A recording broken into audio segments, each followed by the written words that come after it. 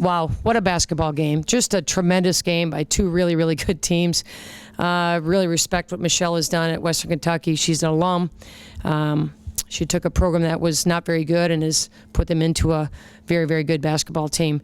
Brown and Noble are two really, really good guards. They're a sophomore and a junior. They're very young, very talented, and we did a really good job on them.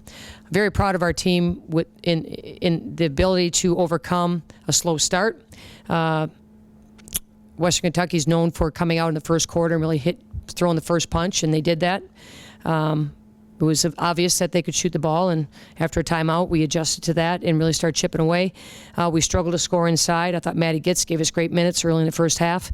I thought Aaliyah Covington did a nice job for us in Jordan France, but we tried to get our rotation going and got a little bit of foul trouble with Jenny and Olivia. But the play in the locker room right now, all the players can think about is that last play. And you need to rewind back. You need to go back to Sadie made two pretty tough free throws with 2.6 seconds to go in the game.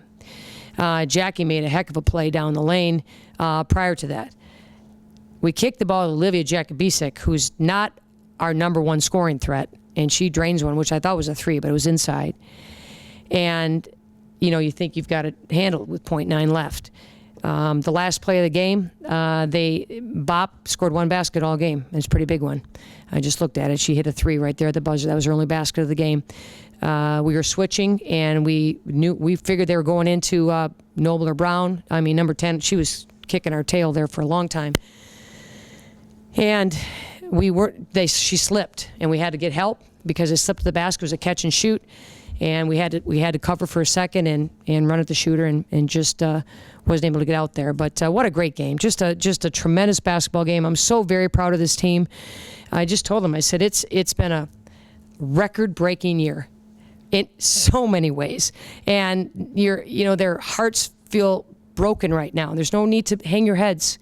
There's tears of the loss. But I think there's more tears of the fact that it's over. We want to keep playing.